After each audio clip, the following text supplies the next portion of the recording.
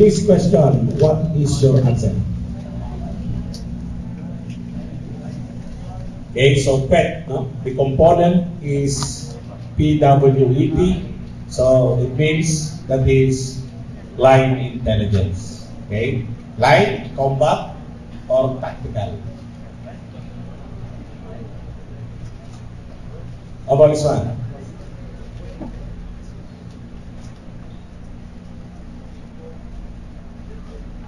An item of intelligence or information of the characteristics of the area of operation and the enemy which the commander feels he needs before he can arrive at a decision. So, is that priority information, breadth, intelligence requirements, essential elements of information, or all of these? Bravo. Pwede is of course the component of line intelligence, no? But this one, this is actually the definition of EEI, elements or essential elements of information. Yan yung definition niya. So, item of intelligence. Okay? That is the definition of EEI, or essential elements of information.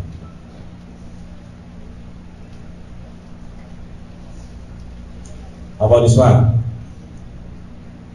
The data, which has immediate nature and necessary for more effective planning and operation. Yeah, so very good. That is line intelligence.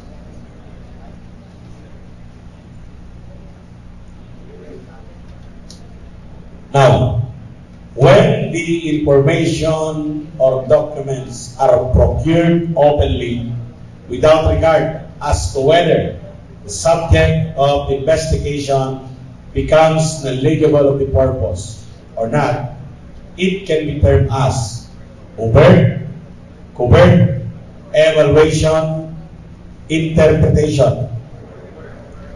Letter A there should be overt with T. Medyo nakaligtaan lang. Overt, operation, or covert. Okay, it's open, so it is overt. So how many percent of information is gathered through open sources of information? Very good. It is 99%. Okay, information is being obtained through overt. 1% of which comes from closed sources or covert sources. So, under the covert sources, it is where we are going to apply the covert method of intelligence operation. What are examples of covert method of intelligence operation? Of course, you have there surveillance, casing, audits, elicitation, okay, and others. Those are covert method of operation. So when I say covert, it can be through interview, through investigation, through research, okay, through conduct of or through the use of the so-called clippings or news clippings. Okay? So meron tayong news clippings whereby intelligence unit obtain information from newspapers, from magazines. Okay? Yan sila kumuha ng information. Remember that the media, the so-called tri-media refers to the print ads, the broadcast, and the telecast. Yun yung sinasabi natin tri-media, where intelligence units obtain information. Those are what we call as news clippings. Kasi ang media, negosyo nila yung magpalabas ng information. So most of the time, they buy information from a particular source. May capability silang bumili especially, okay, para lang mayroon silang negosyo, para lang mayroon silang may report. So, in like manner, that intelligence unit makes use of information published by the media. So, what do we call this one? It is a project proposal in intelligence operation which is approved by higher authorities. Is that a plan or operational plan?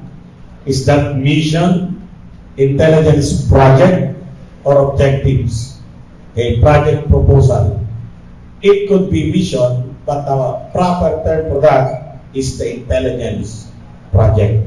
Okay? So that is the intelligence project. So we call now the charge as the project officer. So tawag natin doon, project officer or case officer. How about this one? The police intelligence function, when properly performed, is strictly crime prevention service, collection service, security service, or informational service. That can be collection, that can be crime prevention, but what we are talking in intelligence is information. The main business of intelligence is on information. The collection, the evaluation, analysis, and integration, or simply the processing of information. We collect, and process. So it's more of informational service. Okay? So that's the T, informational service. A person believed to be associated with prohibited activity is referred to as suspect. While a person who has direct knowledge of facts concerning an event or activity is referred to as very good witness. Can we conduct interrogation to a witness? Generally speaking, no. When can we conduct interrogation to a witness? If the witness is hostile, recalcitrant, uncooperative, or unwilling witness. So what is our answer here? The simplest and most effective way of showing actual measurement of identifying significant items of evidence in their location at the scene of the crime. So naisisingit yan. Actual measurement or identifying significant items. Drawing, sketching, photographing, or scaling. That's good. Sketching. If the sketching or the sketch is prepared at the crime scene, what do you call that? Rough sketch. If it is finished in the headquarters, or it is done in the headquarters, that is finished sketch. What is needed in the court? Is it rough sketch or finished sketch? Both. Dalawa kailangan ito. Okay?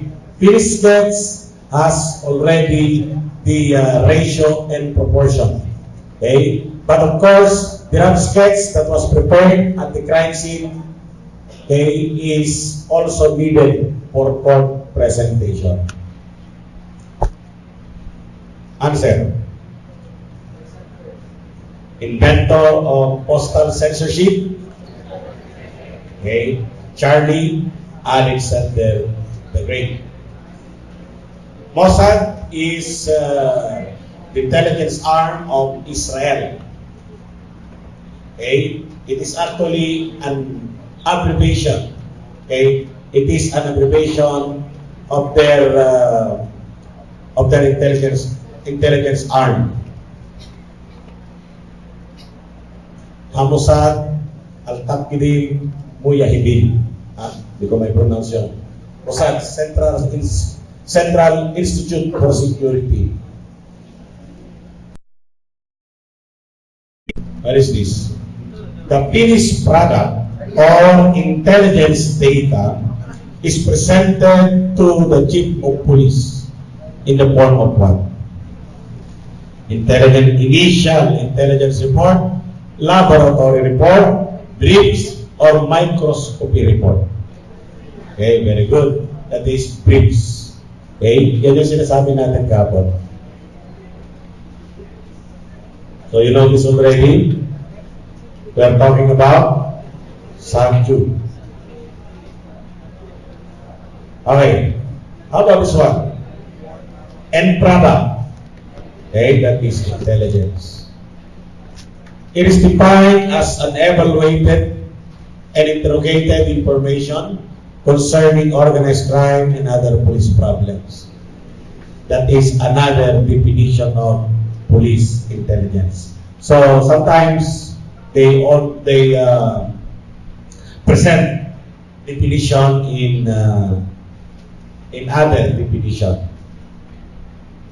How about this one? A form of intelligence which concerns with the various types of confidential information that filter into the possession of the police and the techniques employed in developing this line of information. Counter, departmental, undercover, or strategic. These are actually activities, no? General activities in intelligence. Ano ang isasagot natin dito? Concerns with the various type of confidential info that filters into the possession of the police. And there is a technique employed in order to develop that line of information. So there is what we call as undercover intelligence. Okay? So general activities ito, no? From national intelligence, you have their departmental intelligence, military intelligence, you have there the so-called police intelligence, undercover intelligence, you have there the order of battle intelligence. Okay? So, kasali yan sa activities. How about this one? The total product of intelligence developed by all governmental agencies that covers the broad aspect of national policy and security. Governmental, order of battle, that is, if you notice, that is the definition of national intelligence, right? It is national intelligence, but you cannot see national intelligence there. But you have there the option, none of these. So it should be none of these. But if there is no none of these at nakalagay lang doon all of these, we might be forced to answer letter C, governmental intelligence. Okay, intelligence is obtained from human source, usually an agent. I mean, sigil, you mean, or elite. I mean is counter-imagery intelligence. Sigil is counter-signal intelligence. Human is counter-human intelligence. So that is human. So you have agents deployed to obtain information. I mean, you have the radar. Okay? You have the satellite. Signal intelligence, those that intercept, okay, messages or signal.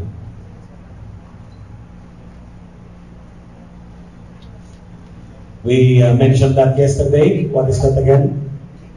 Okay, that is alpha, peak. How about this one?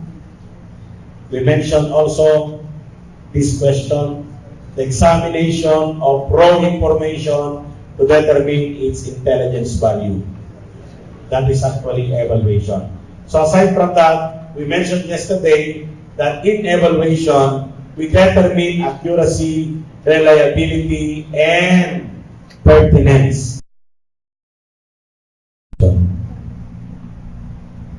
When we speak of analysis, okay, analysis is isolating or segregating component elements, okay, to study the items carefully.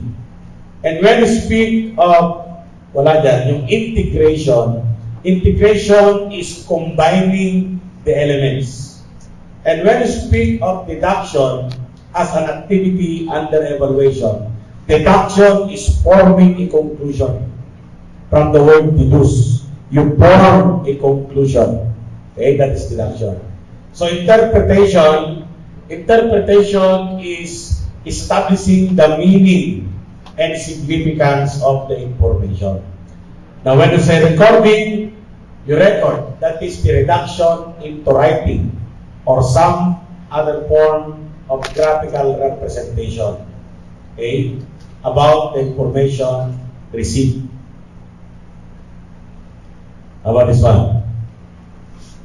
The action that counters those clandestine or covert design, that should be,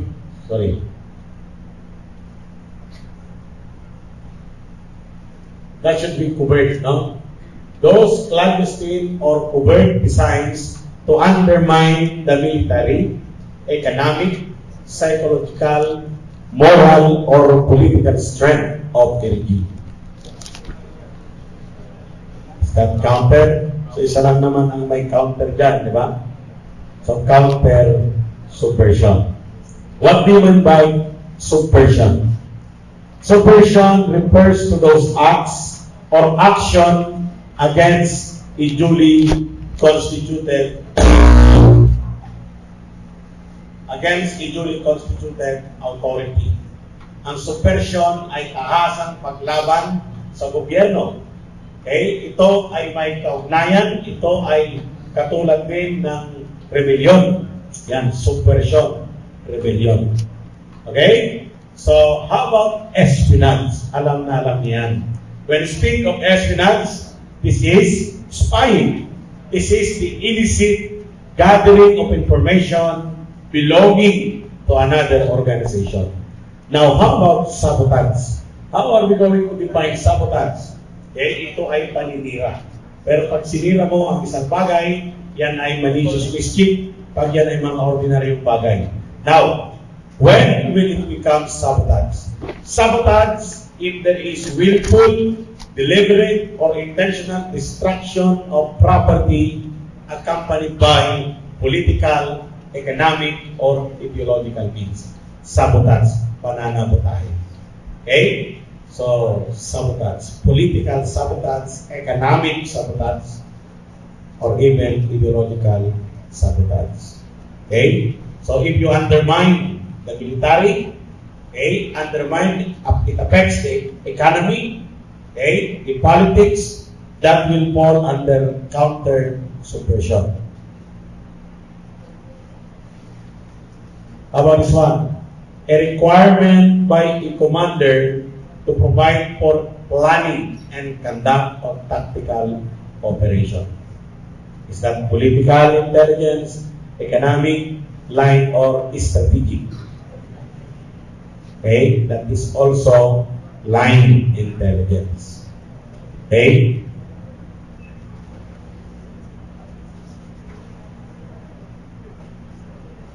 So when we speak of political intelligence, we are talking about information about the political environment to include political figures, especially who are in conflict in a given area. When we speak of economic intelligence, all that has something to do with the finances, products, okay, those will fall under economic intelligence. So we mentioned that yesterday. Ano ang sagot natin dito? Steps in the intelligence cycle whereby information becomes intelligence, or raw information becomes intelligence. So that's delta, processing of information. If the question is repetitive process, the answer there will be intelligence cycle. How about this one? Determination or relative to the information in intelligence already known, and you throw deduction about the meaning of the evaluated information. Analysis, recording, integration, or evaluation. Best answer here is evaluation. Evaluation absorbs analysis and integration. Recording is the first step of processing. Okay? So that is evaluation. So alam na natin to, di ba?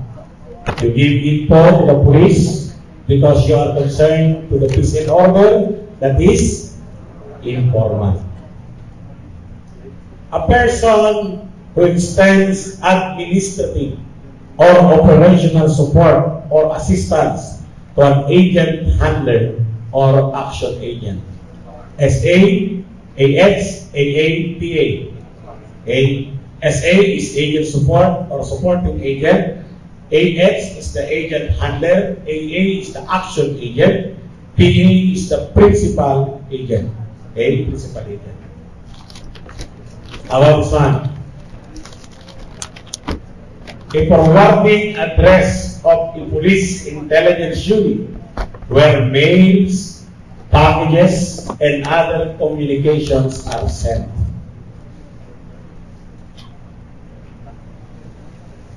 Headquarters, secret, residential, accommodating. That is an intelligence parlance, referring to accommodating address. So it's where mails, packages are sent. Okay? So, kasali yan sa mga intelligence terminologies natin. Now, there are also enclosed mobile or apartment where the action agent meet the handler or meet the police undercover agent. So what do we call the enclosed mobile or apartment? Where they usually meet or submit report.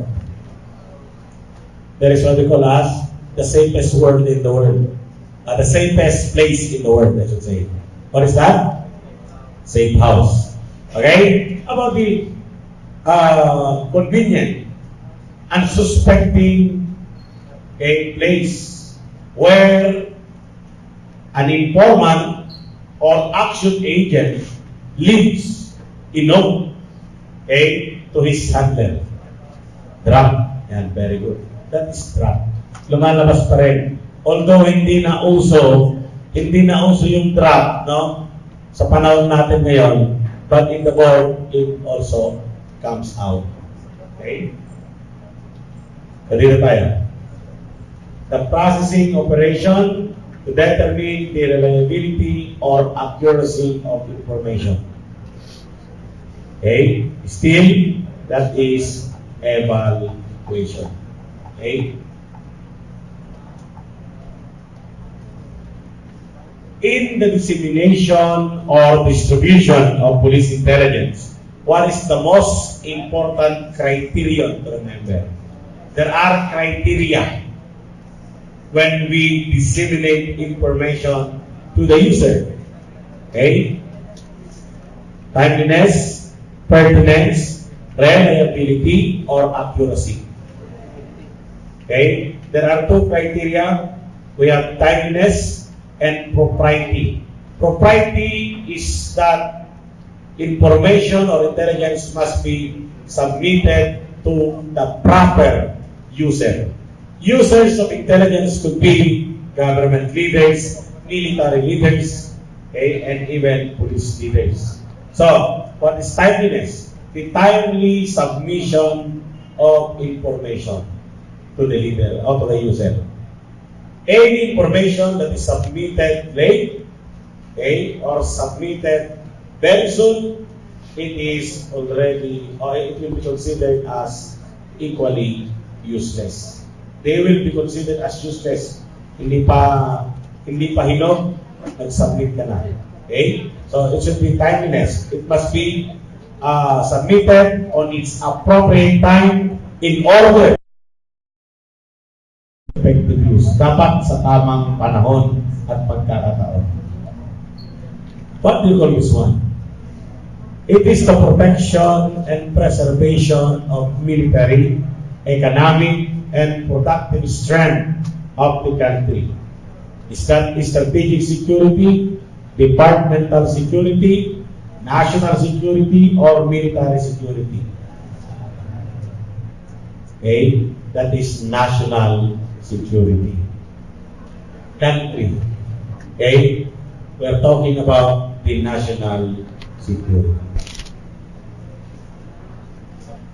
Among the following statement are the purposes of shadowing, except, so one is not included. To detect evidence of criminal act, to find wanted person, to safeguard the identity of information, or to discover associates of criminal. Bravo. Charlie. Why? Identity of information. Okay? That should be the classification of information. Right? The operative wears is civilian clothes. Dapat may E. Civilian clothes with E, and sport long hair satisfies the principle of what? Okay, flexibility, foresight, timeliness, security. Okay? Naka-civilian ka, that is security. Diba? When you wear, diba, uniform, you eliminate security. Okay? Under the principle of security, the intelligence unit must undertake to protect the confidentiality and integrity of their activities, the information gathered or processed, and at the same time, to protect their personnel. Okay? So, that is security. So, ito ay hindi kompleto. That came out as it is. So, ang verify lang nila ay yung D. Hindi na isali yung 5. As it is na lumabas na ganyan. When intelligence information is evaluated as D5, the reliability of information is said to be a CUFNOR. A CUFN. N. Not usually reliable. Okay? What is reliability cannot be judged? F. Okay? What is unreliable? E.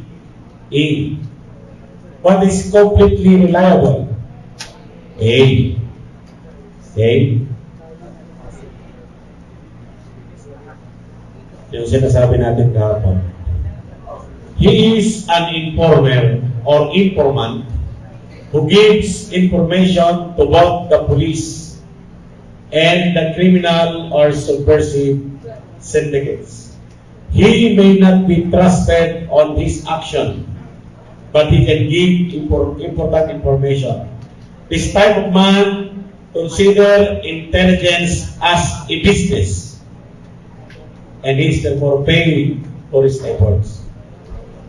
Okay? Intelligence broker. So business, kung sino yung mas mataas magbigay, eh doon siya magbibigay. So another way of defining or describing intelligence broker, no? It sells information to the highest bidder, that is broker. Intelligence network or informant network refers to the control group of people who work under the supervision and control of an agent handler for the purpose of collecting, and processing information. So, intelligence network. There are agents coming from different walks of life. May mga driver, businessman, estudyante, teachers, GRO, intelligence network. All walks of life. Oh, meron na naman. Nabigay na natin yan kahapon, that is alpha. Okay. An intelligence operation process which is divided into 4 intelligence cycle. When an operative or agent is burned, dapat point out yan. It means agent or operative is fired, agent or operative is identified and known, ineffective, or being double agent. Okay, bravo. B. It requires the skillful use of the 5 senses. Okay, that is observation. Keeping watch over someone or something on the use of technological techniques or device as to detecting attributes, activities, people, friends, or event is known as what? Okay, that is one definition of surveillance. Okay, so you may make use of technology like bagging, that is technical surveillance. You may follow persons. You may be stationary. So those are surveillance according to method. So surveillance pa rin yan. Okay.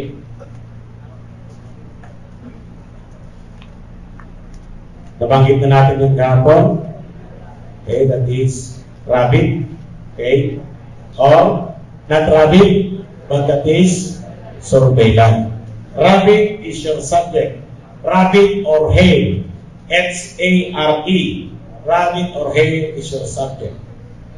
Decoy refers to the person similar to a subject who will elude or detect surveillance operation against the subject or against their group. Ito.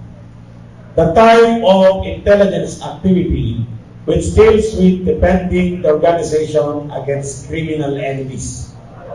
Okay? So remember, if you see the word defense, we need to answer counterintelligence. It protects, counterintelligence yan. It defends, counterintelligence yan. It secures, counterintelligence. Take note also that the other name for counterintelligence is security intelligence or ano pa? Counterintelligence, security intelligence, or very good, that is negative intelligence. Negative intelligence. So, what are the two general counterintelligence measures? There is what we call as passive measure and ano ba? Passive and active measure. Two counterintelligence measure. So, CI measures.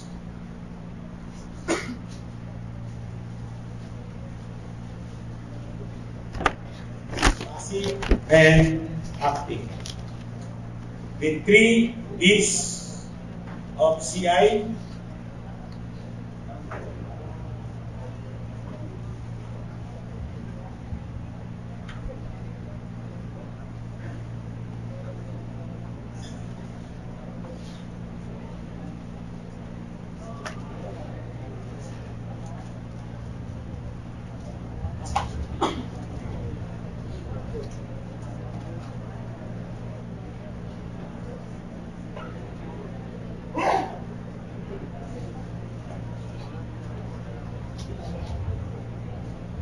Okay, there are 2 counterintelligence measures.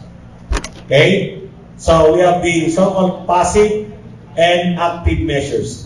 In in passive measures, the intelligence unit seeks to conceal information from the enemy. The word there is conceal. Itinatago natin yung information sa kalaban. How are we going to do that?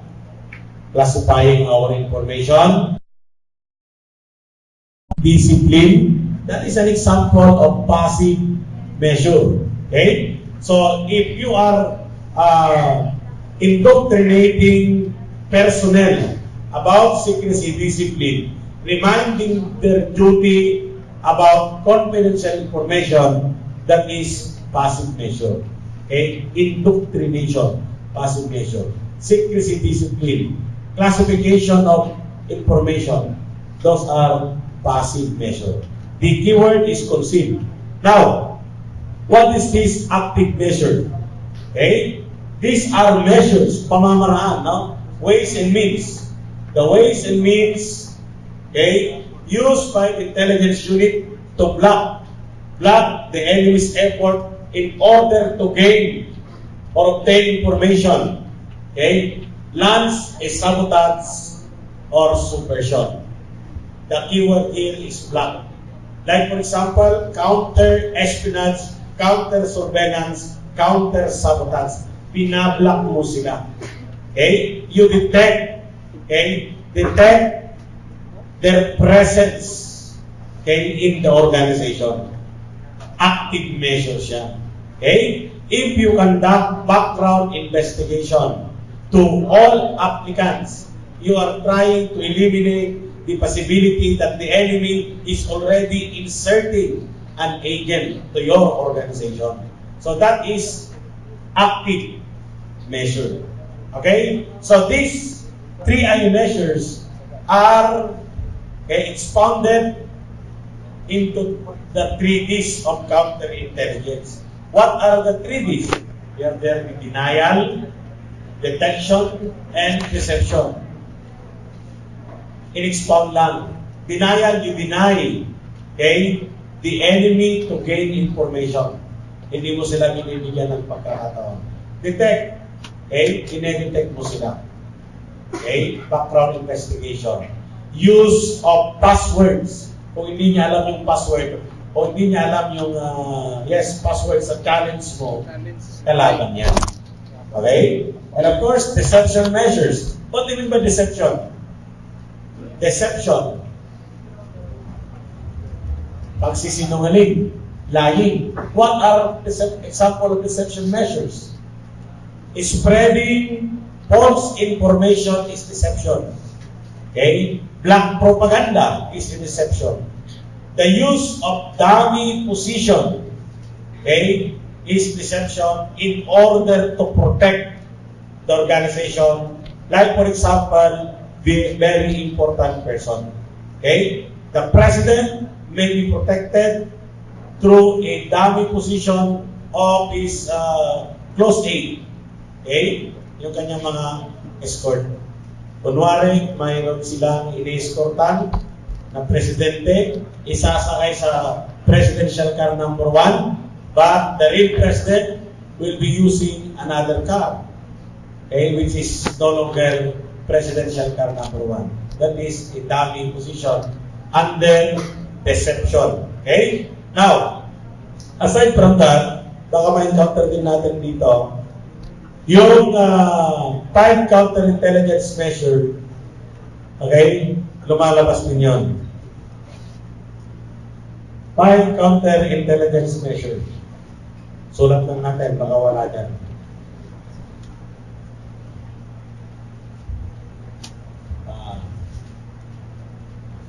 Five categories.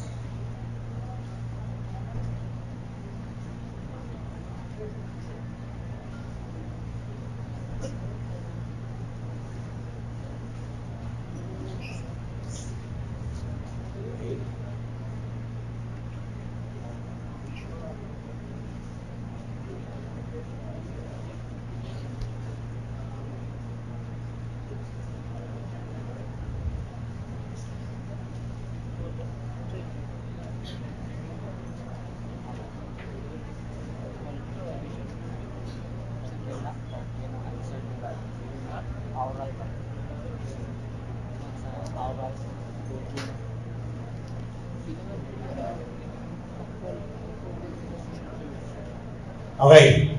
So sometimes they also ask about the 5 categories of counterintelligence operation. Remember, when we speak of counterintelligence, the organization, no? It protects now the country. If we are going to adopt 1 to 5, okay? Military security, civil security, port, frontier, and travel security.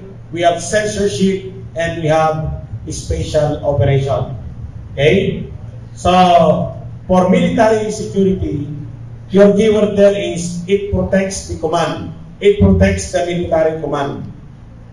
Civil security, it protects civilian residing in military jurisdiction. So, it protects the military command. Civil security protects civilian. Okay, yung mga civilian residents. Port, frontier, and travel security. This is applied in the port and borders. Okay? Censorship, control information. Okay? Control information. And special operation, we have there the counter-espionage, counter-sabotage, and counter-subversion.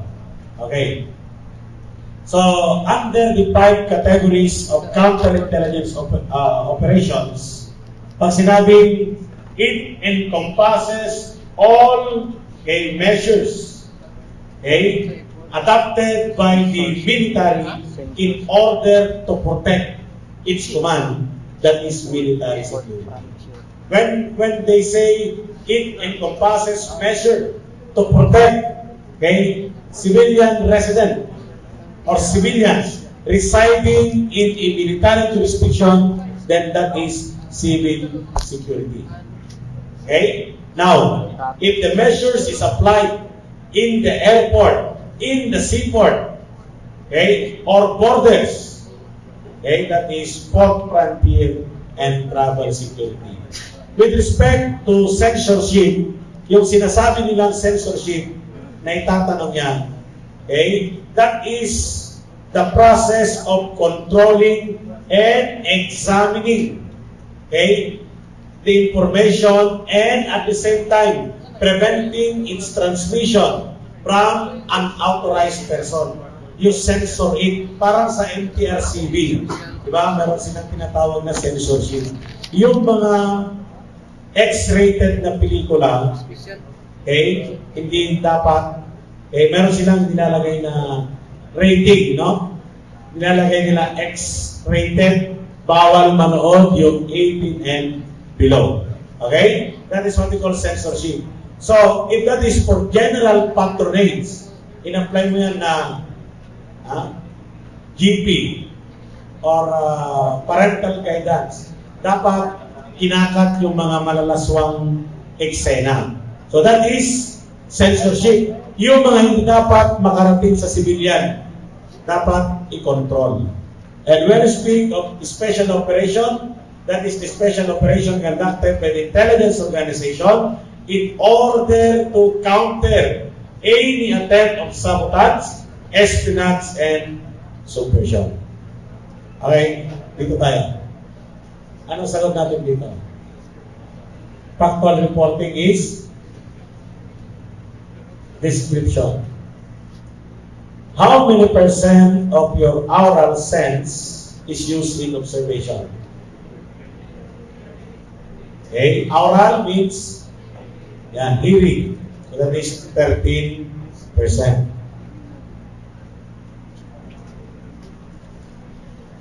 How about this one?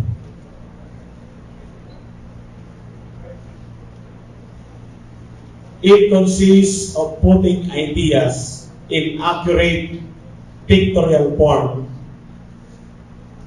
as a means, that should be as a means of describing an object or area to satisfy a particular need. This involves accurate observation, perception, and recording. pictorial form, sketching or drawing. Pero tingnan nyo, as, this should be as a means of describing an object or area to satisfy a particular need. Letter D. So, guys, description needs accurate observation. Okay? It needs perception and it needs recording. So, you perceive, no? Pag sinabing you perceive, you apply all your senses. Okay? In order to describe the object that you have seen, the object that you have heard, the items, the things that you have heard, okay, or information that you have heard, and of course, those things that you have touched, smelled, okay, kasali yan sa description. How about this one? This refers to all organs. We are talking about organization. This refers to all organizations of every security system whose task is to prevent intelligence activity in a given area. Friendly forces, active opposition, escape and evacuees, or operatives. Trabaho ng grupo na to ay para pigilan yung intelligence activity. If you notice, these are actually activities or information that are designed in casing. If you are going to prepare a casing report, okay, the body of your casing report will contain the active opposition and habit. It will contain the area condition and habit, active opposition, disposal plan, okay, and of course, the escape and evasion plan. So yung mga yan guys ay part of a casing report.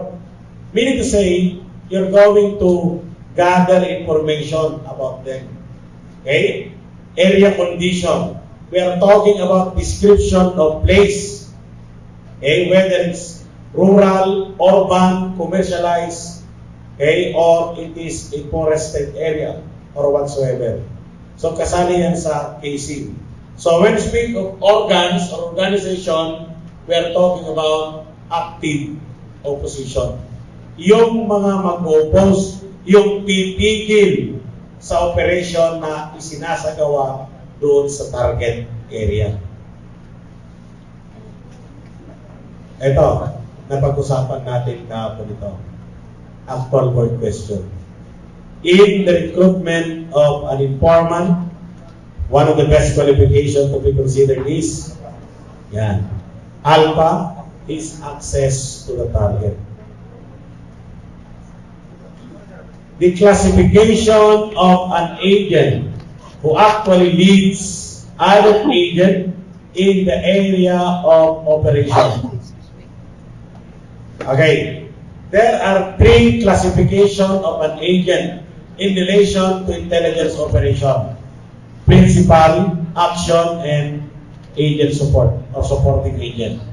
So, who among them leads, okay, other agents? Okay, that is principal agent. No? What is an action agent? Okay, lead kanina, itong principal. So, the action agent this time is the doer of the intelligence operation. Meaning to say, he is the one performing the collection activities that was assigned to him. And he can be classified. He can be classified according to the function that he is performing. Like infiltration agent, penetration agent, spotting agent, saboteur, okay, sabotage agent, okay, strongman, provocateur, depende sa kanyang ginagawa. Pero yan lahat ay tumutukoy sa action pag siya yung nangangalap or gumagawa. Ito, binanggit natin kahapon to. The means by which the true nature of its activities and existence. Okay, so that is it covered. Okay. The accomplice or associate of the subject used to avoid or elude the surveillance. Okay? Back up, convoy, contact, coverman, eluded. The answer here is decoy. Wala namang decoy. Di ba? So, kung walang decoy, ito yun. Convoy. Okay, convoy. Hindi convoy yan. Convoy. Decoy ang dapat sagutan, but that is an example of a question that falls under the best answer type question. Yan. Hindi naman coverman. So, what is a contact? What is a contact? A contact is a person to whom the subject talks with, okay, during the conduct of surveillance operation. Yung mga kinausap niya, okay, yung mga kinausap niya ay tinatawag nating contact. Yan. So, yung coverman, that is supposed to be undercoverman. Okay? So, undercoverman, we are referring to highly trained individuals, okay, or person, okay, to penetrate organization. Undercoverman dapat yan. So, alam na natin ito. That is, okay, natural cover. Actual or true background. How about the other one? Biographical data. That is cover story. How about that one? The summary recording of one's specific criminal activities with entries covering matter with intelligence and tactical interest. Or what? Recording lang book, blue book. Yan. Blue book is for the members of the organized crime group. Listahan yan ng mga nasa payroll. Di ba? So that is order of battle intelligence or otherwise known as ORBAT. ORBAT. An agent who induces an opponent to act to his own detriment by desecrating himself or revealing his true purpose or identity. Induces an opponent, yung kalaban, para i-reveal niya. Okay? I-reveal niya yung totoong siya. Propagandist, saboteur, strongman, or provocateur. Okay? Propagandist is the one injecting defeatist attitude or the one brainwashing, okay, the mindset of the people in a target area. Nandun siya para mag-brainwash.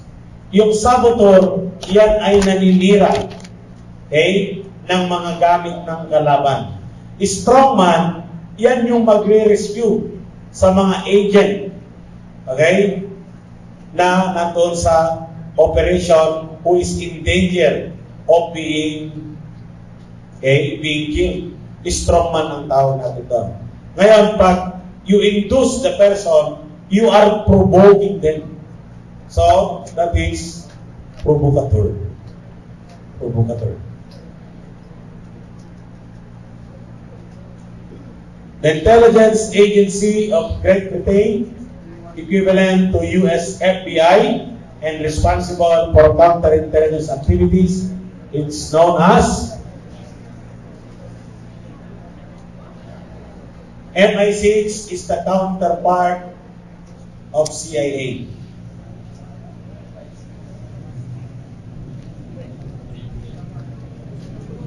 Diba?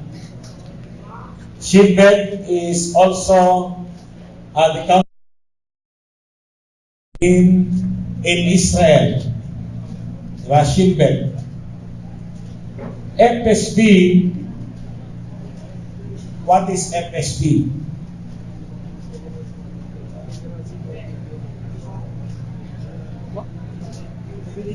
Shipbed? Sa ano to? Sa Great Britain, sa inland. Sa inland yan. So, sa Amerika, CIA, MI6. FBI, MI5. Okay? So that should be MI5. Kasi FBI, what is the job of the FBI? To gather intelligence information within the country. Now, how about CIA? They are conducting intelligence operation abroad. Abroad, ang CIA, Central Intelligence Agency. Ang FBI, domestic. They are in charge with their domestic intelligence. So MI5. This is an investigation of records and files of agencies in the area of the principal residence of the individual being investigated. LAC, NAC, CBI, PSI.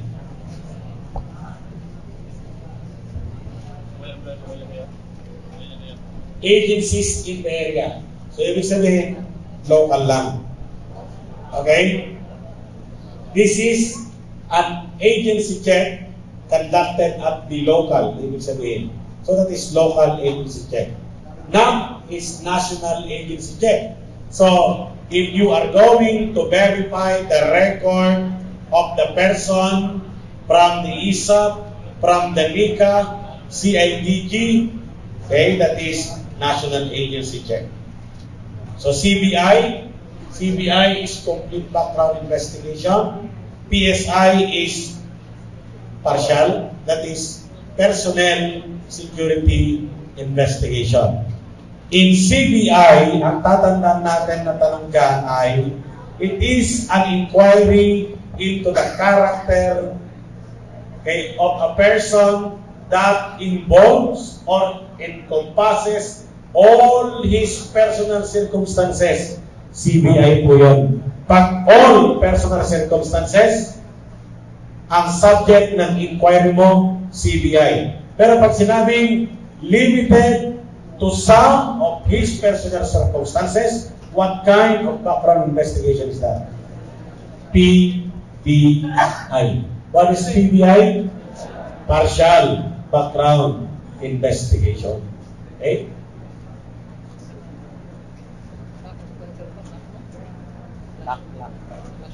In the processing of information, what should not be done? Kahapon, meron tayong tanong na ganyan.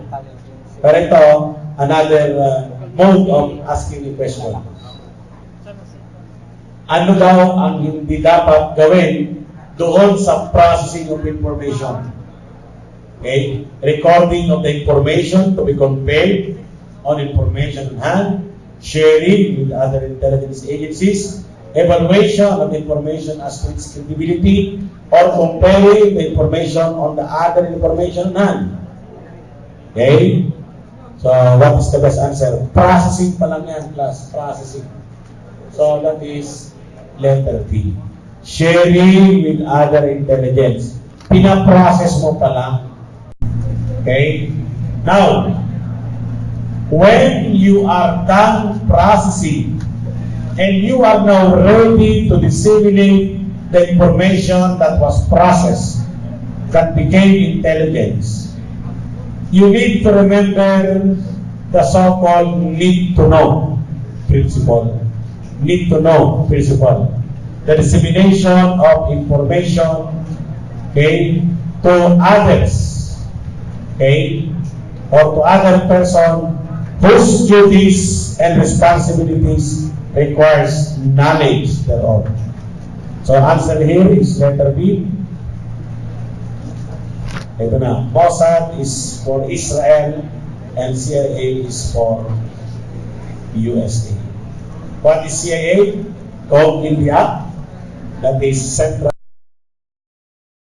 Kasi there are four notable, no? Four notable. Pag sinabing notable, sila yung famous. There are four notable intelligence agencies in the world. Okay? You have their CIA, Mossad, MI6, and KGB. But KGB, that is the intelligence arm of Russia, is or was the intelligence arm when they were still under Union. Diba? KGB, Comité Gosudars-Pinoy Bezopasnosti. That is Committee for State Security in English. In Filipino, KGB stands for Kung Gabi, Babae. KGB. Okay, leaving aside, ano ang bagong pangalan ng intelligence arm ng Russia? Yun na yung binanggit natin doon kanina sa choices na isa, that is FSB. Pero ang lumalabas pa rin sa board, KGB. KGB pa rin ang hahanapin natin. So FSB is Federalnya Sluzba Bezopasnosti. Parang baling pa rin na Sluzba. Parang Chorba, Sluzba. So FSB, that is Federal State Security. Federal State Security. So if you notice guys, no? If you notice, pagdating sa intelligence, nandun yung mga words na security. Diba? Sa kanila, Committee for State Security. Sa atin, mayroon din dati. Ano ang dating pangalan? Ano ang dating pangalan ng NICA? National Intelligence Coordinating Agency was formerly known as NISA, National Intelligence Security Agency. Ang karunungan ay kaligtasan. Dan yan yung motto ng NISA na naging NICA. When the surveillance is already known to the subject, okay, that is bravo, burn out. Ayan yung sinasabi ko, medyo naulit-ulit lang.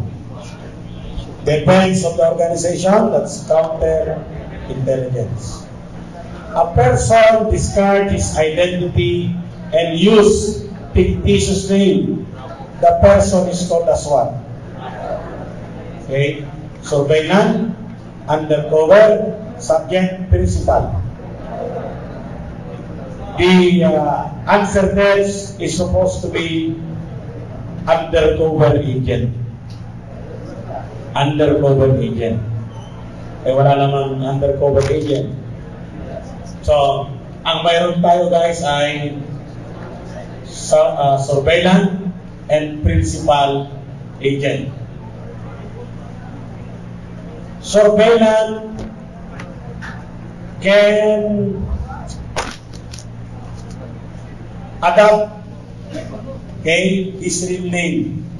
Diba? Kasi hindi ka naman magpe-penetrate eh. In undercover operation, you conceal the true nature of your activities and your identity. Itong mga principal agent, yan yung mga nasa undercover operation. So, ang sagot natin yan dapat ay undercover agent or deep penetrating agent, eh wala naman, we will answer principal agent. Okay? Because even police investigator may go on surveillance. Okay? Pero yung agent, they penetrate and they discard their identity. So, delta. If P1 Matchag gathers an intelligence report from his informant, the best place to gather is, yan, alam nyo na yan, that is safe house. Okay? Safe house. The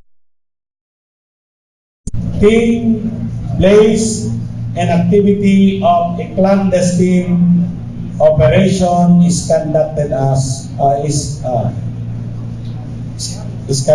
is mission, target, subject, casing. Okay? Subject is usually applied to the person. Pero meron ng things dyan, meron ng place, meron ng activity. Okay? It's already target. Okay? Target. So yung casings, reconnaissance of a place. Okay? So, subject, person. Subject, person. So, dyan tayo nagkakatawa minsan.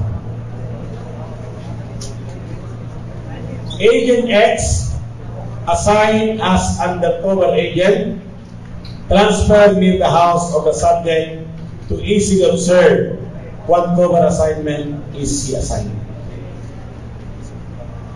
Social, dwelling, case, none of the above. So, house means dwelling. So, that is dwelling assignment. So, yan, bagay na natin yung kahapon. What is this again? This is criminal intelligence. This refers to inquiry into the character, reputation, discretion, and loyalty of individual to determine a person's suitability to be given security clearance. Background investigation, neighborhood check, PSI or intelligence check. Okay? Kung walang PSI, kung walang personal security investigation, your answer there will be background. But since nandyan yung PSI, ito muna ang pipiliin natin. Personnel security investigation. Pero as I've said, kung walang PSI, background yan. Because personnel security investigation techniques includes background investigation. How about this one? A counter-intelligence service performed to determine compliance with established security procedure. Is that security survey, security policy, security inspection, security system, or none of this? That is inspection. Your keyword, compliance. I-inspect mo. Halimbawa sa, diba, rank and file inspection. Tinitingnan nyo kung naka-comply sila sa uniform, for example. So, compliance is inspection. Okay. Here, guys.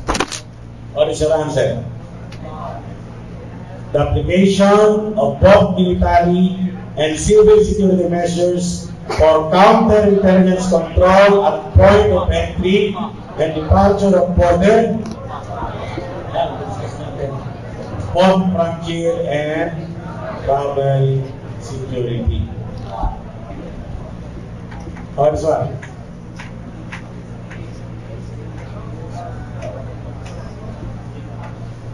Where undercover men meet for debriefing or reporting purposes. Okay, part? That is safe house. How about this one? AC. Combination of two or more persons for the purpose of establishing terror. or corrupting the city or community, a section of either a monopoly of virtual monopoly or criminal activity in a field that provides a continuing professional profit. Organized crime.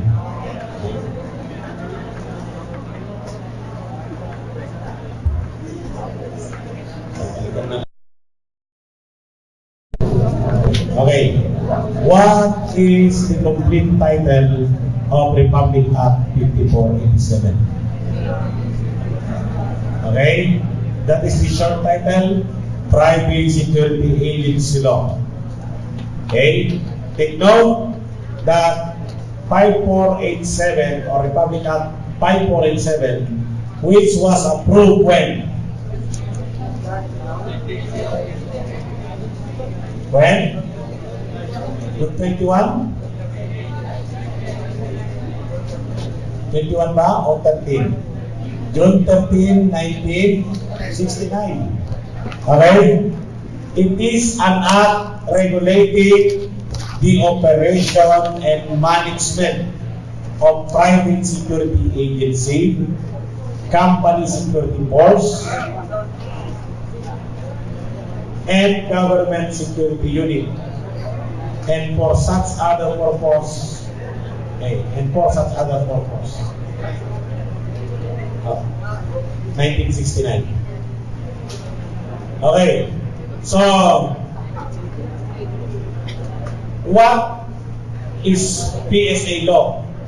Okay, na-create din dyan yung dalawang types of guard forces. Hindi lang private security agency, maging yung company security force at yung government security unit. But if you are going to read the entire law, the entire content of the law, most of the provisions there involves private security agency.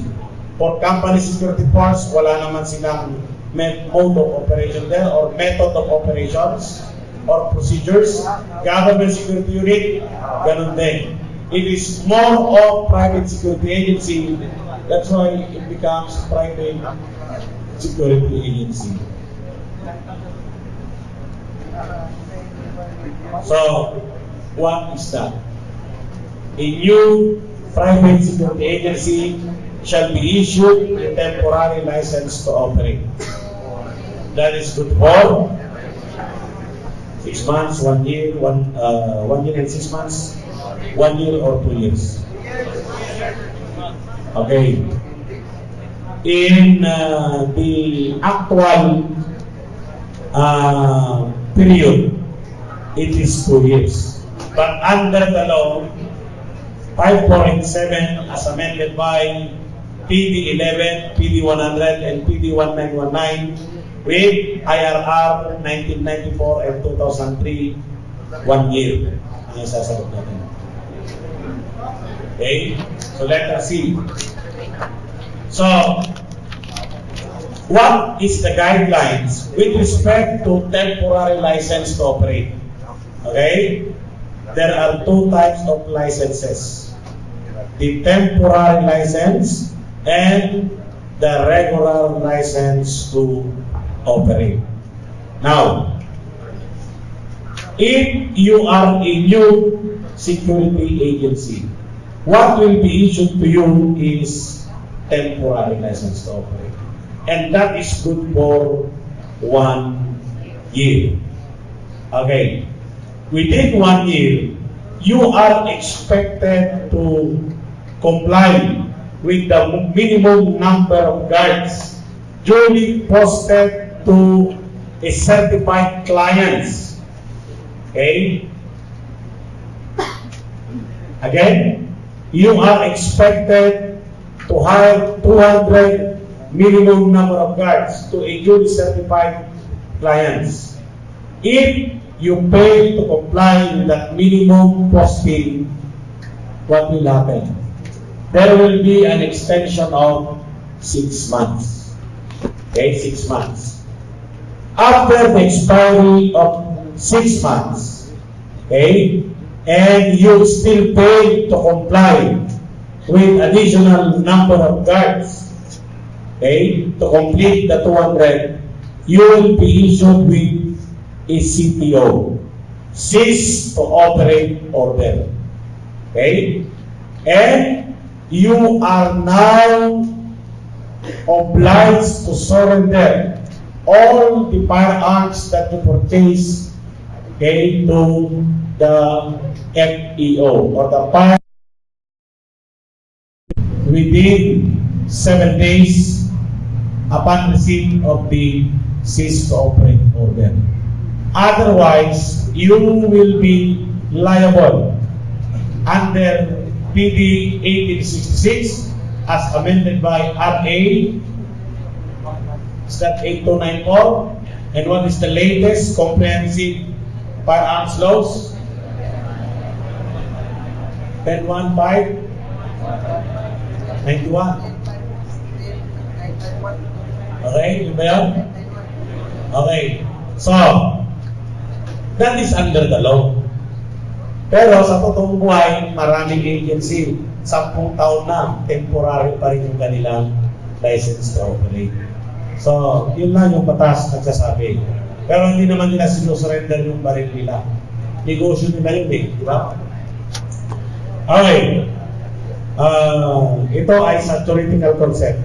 Dito sa industrial security management, theoretical and legal aspect ang mga tanong dito. So, how is one classified if he steals primarily because of irresistible urge due to unexpected opportunity and little chance of detection? Alpha, ordinary, casual, unusual. Okay, so that is casual filter. Now guys, what act is being committed by a filterer? What act is being committed by a filterer? We call that as filterage. Filterage is one of the business hazards, okay, that the establishment might encounter. What are hazards? What are business hazards? Hazards could be acts or condition which may result to losses, loss of property or loss of life, injury, or damages, okay, or any other illegal acts. When we say illegal acts, these are unfavorable conditions. So, aside from filterage, nandyan din yung tinatawag nating sabotage, nandyan din yung espionage, okay, at nandyan din yung subversion. Yung problema natin sa intelligence, problema lang na din natin sa security. Naitagdag lang dito yung filterage. Filterage is the taking of goods, taking of items belonging to the company. Okay? In legal term, that is simply theft. Pagnanakaw. Filterage, that is the term they use, okay, in business. Taking of items belonging to the company. So you have there the two types of filterer. Okay? So casual, systematic. Now, very simple. When we speak of casual, no plan. Wala siyang plano. Pag sinabi natin systematic with plan, may plan siya. So he has preconceived plan and take away any or all types of item or supplies for economic gain. Okay? So, nanatawin niya lahat ng pwede niyang natawin. Systematic. Pinagplaplanuhan niya. Okay. What is this? A security force maintained and operated by any private company or corporation utilizing any of its employees to watch, secure, or guard its business establishment, premises, compound, or properties. Okay? So, may private doon. So, may private dito. So, it's normal for us to write private. No. Okay? It should be government, company guard force.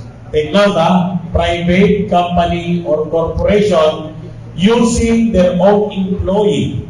So, meaning to say, they are the one hiring, they are the one giving the salary and other benefits. Okay? That is for the purpose of processes. So, ang tawag natin doon ay company guard force. Now, how is the private security agency function?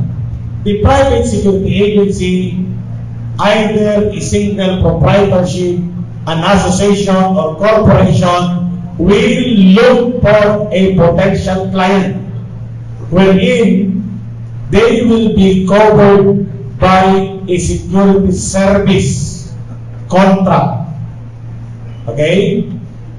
And that the client will pay them for their services. Okay? So, guys, pag sinabing this is a memorandum of agreement executed between the private security agency and its client for the purpose of protecting the immediate vicinity or premises of the client, the answer there is security service contract. Security service contract. So, yung private security agency naghahanap ng pagpupostingan kasi yun ang negosyo niya. Ngayon, pag ang nag-hire mismo ay yung company, hindi niya pinadaan sa agency yung gwarda niya, siya yung nagpapasahod, that is company guard force. Okay? Yan. Private, they post guards to their clients and government security units. Those are the types of guard forces other than member of the PNP, the armed forces, the BGMP, okay, who are assigned in a government establishment.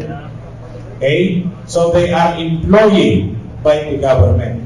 Like Bangko Sentral ng Pilipinas, yung mga BSP guard, okay, mga ano yan, government security.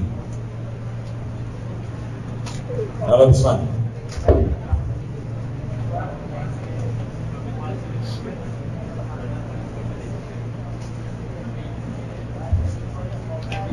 This is again under Republic Act 5487, restrictions and prohibitions. So sinasabi dyan, no licensed security agency shall operate, promote, and enter into an agreement of merger with any person or group of person for the purpose of organizing a branch unit or subsidiary under separate control and ownership. What do we call that? We call that as a merger. But the proper name of that is kabit system. Diba? Merger. Okay? Kabit yan. Mukhang naalala mo yung kabit mo, Brad. Okay? So, kabit. So, how is a kabit system what is that again? Paano nangyayari yung kabit system? Ganito yan. Ba't si Brad, kaibigan niya si Madam? Okay, sabi ni Madam, Brad, pwede bang pairam yung LPO mo? What is LPO? License to operate. Okay? Mag-type tayo dun sa akin. Bigyan na lang kita ng 5,000 kada buwan. Eh siyempre, yung isa naman, Xerox lang naman yung ibibigay niya. Ang gagamitin mo na business, gagamitin mo sa pag-apply ng business permit mo doon ay yung LTO niya. Magbibigyan ka ng business permit. Ikaw na ngayon ang mag-hire ng guard, magpapasweldo sa kanila. Hindi mo i-remit doon sa main office. That is kabit system. Pag-usapan nyo ay monthly lang. Monthly. Okay? So, depende sa usapan, nagbibigay ka sa kanya. Galing system yun. So, that is violation under the law. Now, ano ang hahanapin natin? Okay? In order to investigate kabit system. Okay? Hanapin mo kung yung branch na yan ay mayroong remittance, okay? Mayroong payroll account na galing sa main office. Kung wala, it will fall under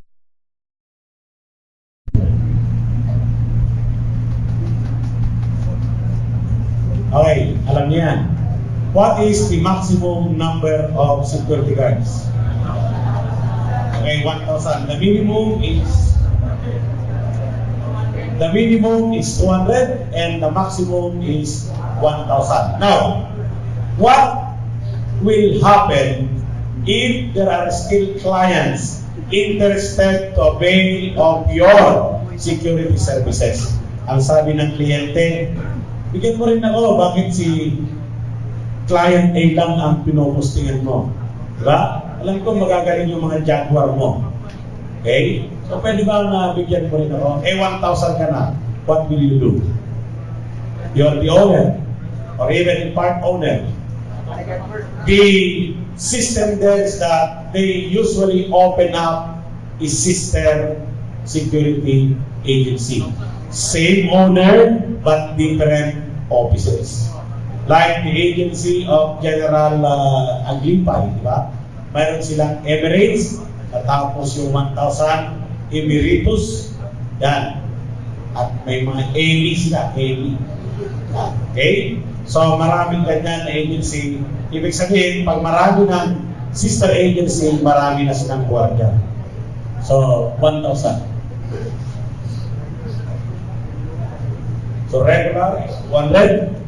For company guard force, yun yun, 30 security personnel. The importance of the firm or installation with reference to the national economy and security. Okay. In the board exam class, national ang nagagamit. But that should be natural economy. Natural economy and security. So we are talking about the degree of risk, okay, in the business enterprise. So dalawa lang naman ito. Relative criticality at relative vulnerability. What is criticality? Take note that criticality is the impact or financial impact of a loss as measured in financial terms. Again, what is criticality? It is the financial impact as measured in financial terms. Okay? It is the impact. What is impact? Pag sinabing epekto. Sinabing impact, impact, that is the effect. That is the possible result. Okay? So, impact of losses as measured in financial terms, that is criticality. Now, criticality has something to do with finances or economy. Pera ang pinag-usapan natin. Okay? Economy. So, depending on your business operation, your products, okay? Once it is taken away, once it is damaged, okay? If it has something to do, okay, with your finances, we will call that as relative criticality. So we are talking about degree of risk to security. what will happen if your machines, your items are taken away by perpetrators or unidentified perpetrators? Can you still survive as a company? Yun ang problema dyan. So, nandoon yung tinatawag nating relative criticality. So, you need to consider elimination of identified risk or reduction of identified risk. And we call that as risk management. No? If you're going to select and implement countermeasures, minimize or eliminate the potential occurrence of risk, yun yung ginagawa mo, risk management. Okay? So, ang basis mo ng risk management is to check, okay, whether your machine activities, items are important. Paano kung mawala yan? That is relative criticality. By the way, what do you mean by risk? What do you mean by risk there? Risk. Again, take note that the definition of risk sometimes comes out as a question. Risk is defined as a potential loss or damage of an asset. A potential loss or damage of an asset, that is risk. Yung maaaring pagkawala o pagkasira ng asset na tinatawag. What is an asset? Na itatanong din yan. What is asset? Diba sa gobyerno, meron silang tinatawag na SALN. Statement of Assets, Liabilities, and Network. Eh, yan ngayon na nakasalang ang ating PNP. Maraming mga katanungan tungkol sa kanyang SALN, Mansyon, Prado. Maraming na itatanong. Bakit hindi nakadeclare sa SALN? Okay, what is an asset? Properties. Asset refers to anything that has positive value to its owner.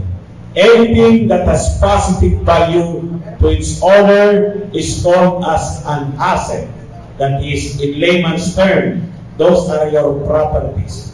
Anumang may positibong halaga sa nagmamay-ari ay tinatawag nating asset. Okay? So that is on relative criticality. Very critical. Okay? Pag mawalan ka. Now, what is relative vulnerability?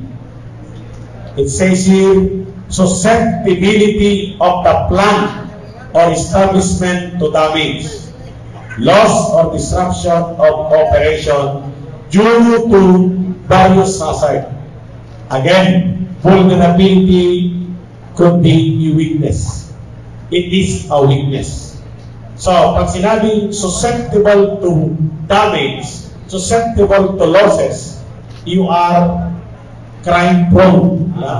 Prone to losses. Prone to damages. So, ano ibig sabihin ng accident prone?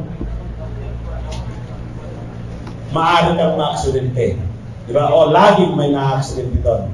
Accident prone. Kaya nga naglalagay sila ng mga warning signs, no? Sa kalsada. Kung maraming na-accident niyan. Slow down. Okay? So, vulnerability, susceptibility to damages. Yan. So, meaning to say, there are hazards present. So, these are now the basis of your evaluation to come out with risk management alternative and strategies. How are you going to address the vulnerability? Okay? So that will be through security survey, magagawan mo ng paraan yan. What is this? Tapusin lang natin ito bago tayo mag-break. So, visual access through the pen 69. Hindi mo makikita yung nasa loob. That is solid fence. What is full view fence? Visual access is allowed. Is permitted. Yan. Itong binay, pag full view ang pinag-usapan natin, permitted. Allowed. Now, what are examples of full view fence? Chain link, what else? Concertina, barbed wire. Okay. What is the standard height of the perimeter fence, whether solid or full view? The answer there is 7 feet, excluding top guard. Top guard is 1 foot. So, pero yung iba gumagamit ng basag na bote, di ba? At kung ano-ano mang bagay na matutulis. Okay? Now, what is that? Ito, you listen up. This is a question na itatanong din paminsan-minsan about fence. What is the temporary fence used to block the passageway of street protesters and rallies? May tanong na gano'n, di ba?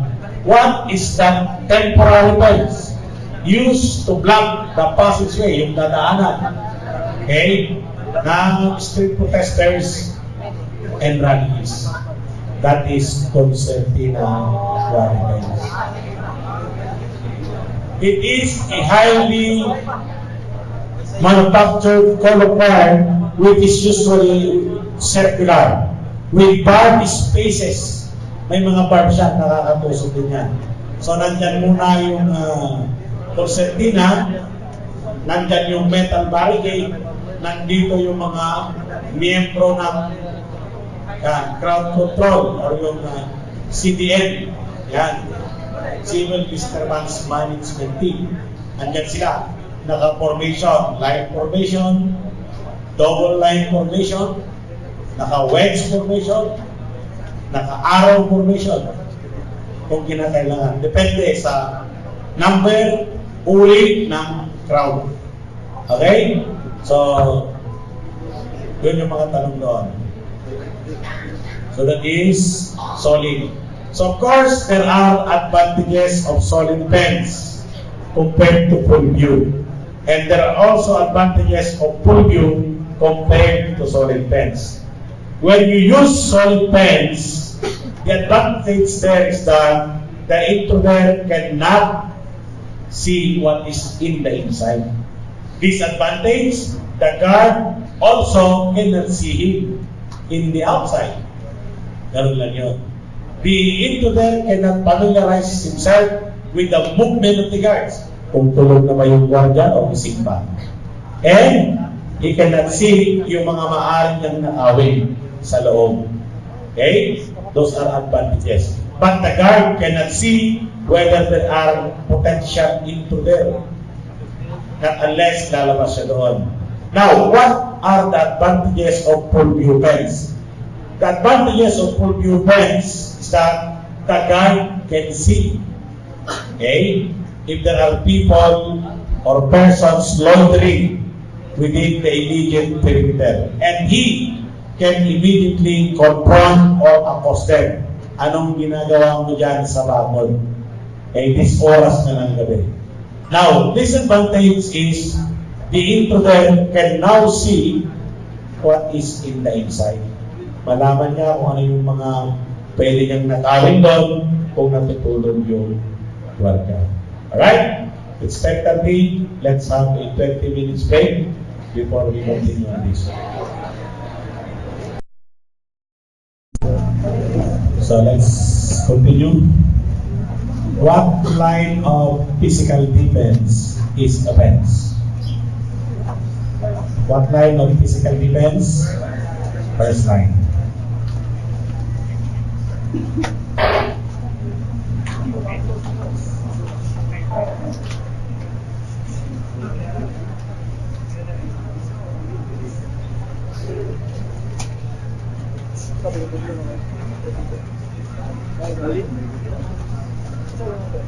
Okay. So, with respect to the chain link fence, no? Sa chain link fence pala, what is the maximum number of mesh openings? Or maximum, what do you call that? Maximum inches for the mesh openings. Sa chain link fence, tinatanong yan. Yung mesh openings, yung para makitas ng chain link. Diba? So, what is the maximum? It's actually 2 inches, no? 2 inches.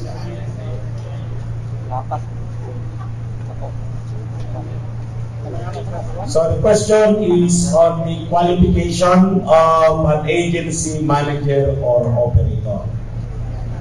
Who is an operator? Operator is the owner itself. Now, sometimes the owner can also be the manager. But the owner always has the prerogative of hiring a manager. Now, for both, either manager or security manager, what is the minimum age? Okay, that is 25. We're talking about the manager. Now, how about security guard? What is the minimum age? 18. For a first-time applicant, what is the maximum age? The answer there is 50. No? For a first-time applicant. What is the retirement age of the security guard? 56. That is for PNP and military. 60, 65. Okay? They follow the SSS retirement law. Okay? Ano ba yung SSS retirement law natin? 65? Okay? You can retire at 60, but still you can retire at 65. Okay. There are questions also with respect to the qualification of security consultant. Who can apply as a security consultant? Okay? What should be their educational attainment? Okay? So, the question is, the following are the educational qualification for security consultant exam. Public Art, Criminology, a Master's in Criminology, Bachelor of Science in Criminology or Law. Delta, Bachelor of Laws. Okay, so take note that Bachelor of Laws is equivalent to Master's degree. So for the purpose of educational attainment, yung mga law graduate, para rin yung Master's degree holder. So, consultant must be a possessor of a master's degree. So, ang hindi kasali dyan, Bachelor of Science in Criminology. Okay, alam na natin yan. So, what is the minimum again? 200. How about for company card forces? 20. Private security agencies has to be registered well. Okay, the accreditation should come from the Philippine National Police. Their license to operate should come from the license to operate. What is being registered under the Securities and Exchange Commission is their business name. They have to be registered as a juridical person to the Securities and Exchange Commission. If the security agency is owned by a single person, where si JLN, di ba? Janet Lee, Napoles, di-register din niya sa SEC. Yung nga lang, focus yung ibang activities. License of the private security guards are processed and issued by the, okay, remember that all licenses, what are the 3 types of licenses in the security profession? We have LTO, license to exercise profession, and then we have the firearms license. always remember that all these licenses will be issued by the office of the PNP. However, there is what we call as duly authorized representative. So if that is LTO or license to operate, the CSG director can issue license to operate. If that is security license, like guard's license, security officer's license, private detective license, and security consultant license, that can be issued by the chief of the PNP Social. Okay? Now, if that is a firearms license, the duly authorized representative is no other than the chief of the firearms and explosive office. So, ito very general yung tanong, PNP. But that should be the office of the chief PNP. The supervision and control of trainings and operation of security agencies is under the office of what? Okay. Formerly or previously, it is PNP SAC-SD. Now, we do not answer now B, but we will answer PNP Social, because it is already widely accepted. And one thing more, the old name of this organization is PC Social or PC Social. It became PC Social, and then it became PNP Social. Then there was again another innovation. There was this PNP SAC-SD. Okay? Ngayon, pinalik ulit sa PNP Social. So, no longer B, ang isasagot na natin ay D. So, ano yung PATPAW? This is actually the organization of all security agency operators, yung may-ari. At yung mga detective agency owners, yung mga may-ari. That is the Philippine Association of Detective and Protective Agency Operators. What is this PARS? This is the Philippine Association of Recognized Security Training Schools. This is the partner of PNP Social in conducting security training. It is not a training school. It is the Association of Training School. Just like PATPAW, it is not an agency, but the Association of security owners. Both of these help PNP Social in professionalizing the security industry. PATPAW SAC-SD was the security agency and guard supervisory division. Okay? It was, of course, introduced by General Danilo Gawiran. Sabi niya, kailangan natin i-involve yung guardia. Kaya security agency and guard supervisory division. Pero after a while, binalik sa social. Supervisory Office for Security and Investigation Agency. Okay, going back to theoretical concept, what is this? So that is security education. So your keyword will be security conscious. Sometimes, hindi yan yung ginagamit nila yung awareness, parehas din.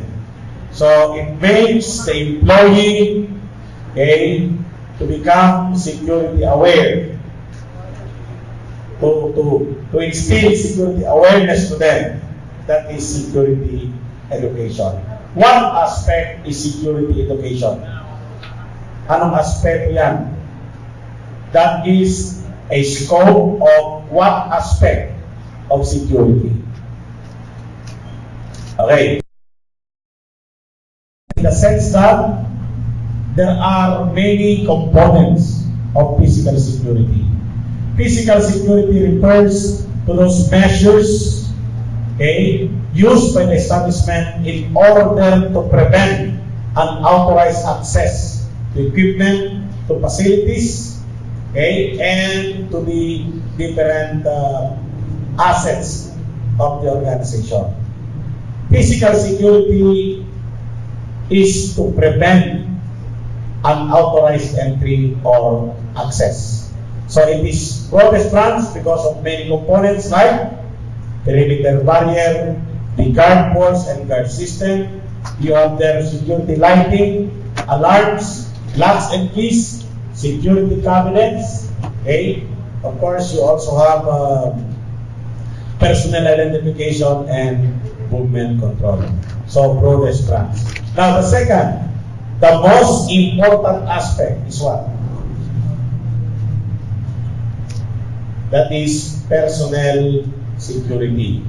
The most important aspect is personnel security.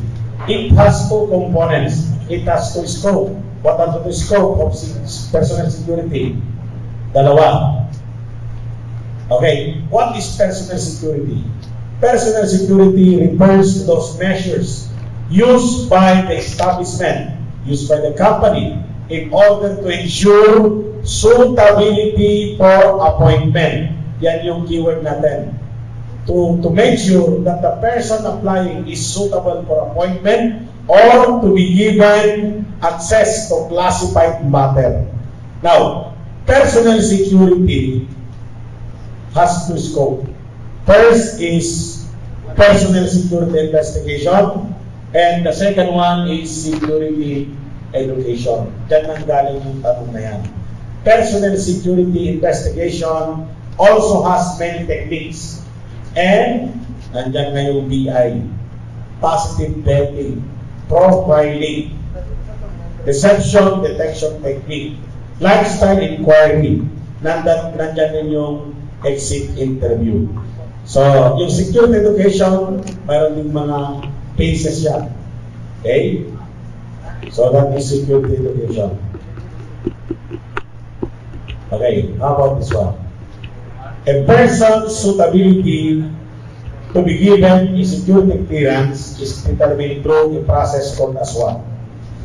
Okay, so this is on PSI or personnel security investigation.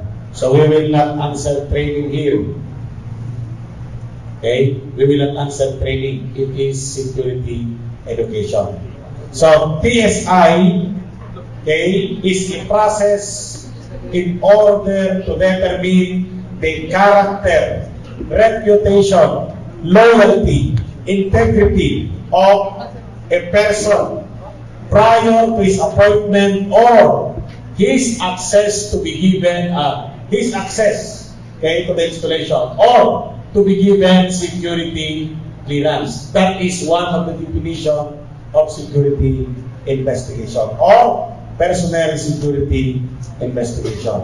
So to determine his suitability, if he is appropriate to be given appointment or access to classified matter, he needs to be subjected to security investigation or background investigation. Not A, but instead letter B. So yung mga kumuha ng PowerPoint na, titignan nyo na yung mga correction kasi may mga erroneous answers, no? So i-correct nyo na lang. Even in this one, medyo mali din yung sagot dito, babaguhin lang natin. So the process of inspecting or examining with careful thoroughness is a PSI technique, meaning personal security investigation. That is known as background investigation, positive vetting, profiling, or undercover investigation. Okay, so ang nakalagay dyan sa answer natin ay profiling. But that is not profiling, that is positive vetting. Positive vetting is conducted, okay, in a interview accompanied with questioning, accompanied with stressful questioning. Okay? So, ang tawag nila dyan ay interview under stress. Interview under stress. Itong positive vetting. Wherein you are going to emphasize contradictions of the result of background investigation and the application paper of the applicant. Okay? So remember, sa security, chinecheck natin yung karakter ng tao para masigurado natin na magiging karapat-dapat yan. So gumagamit tayo ng PSI techniques kagaya ng background investigation, positive vetting, profiling, and undercover investigation. Yung undercover investigation, that is used once, okay, the employees are already hired. Titignan natin kung sila yung nagiging source ng mga pagkawala o pagkasira ng mga gamit sa kumpanya. Okay? Itong profiling, you are giving the person a certain label. Nililabel mo siya. Binibigyan mo siya ng mark. Okay? Example of profiling is subject him to an honesty test. Okay? So, bibigyan mo siya ng questionnaire o kaya i-interview mo siya by asking him hypothetical or situational question. Ano man yung sagot niya, yun yung kanyang profile. Ano man yung resulta ng kanyang examination, yun yung kanyang profile. IQ test, neuropsychiatric test, yun ang kanyang profile. So, dito, ulitin natin, you examine him with careful thoroughness, interview under stress is positive vetting, not literacy. So, aside from this, guys, question, tinatanong din yung, what is the most expensive method of PSI? Or what is the expensive technique of PSI? The answer there is background investigation. So, bakit? Makahire ka ng ng private investigator o ng agent para mag-conduct ng background investigation in the neighborhood. So, meron tayong mga neighborhood check. Tatanungin mo yung kapitbahay kung gaano nila kilala yung aplikante. So, kung sinabi nila, kilala ko po yan, lasing ko po yan. Kaya maraming Pamela yan. May Pamela 1, Pamela 2, Pamela 3, tatlo ang asawa niyan. Eh, anong gagawin niya sa kumpanya? Baka pag naubos yung budget, yun ng ari-arian ng kumpanya ang manidispal ko. So, undercover investigation is the placement of an agent in a role wherein employees are not aware of his job or function.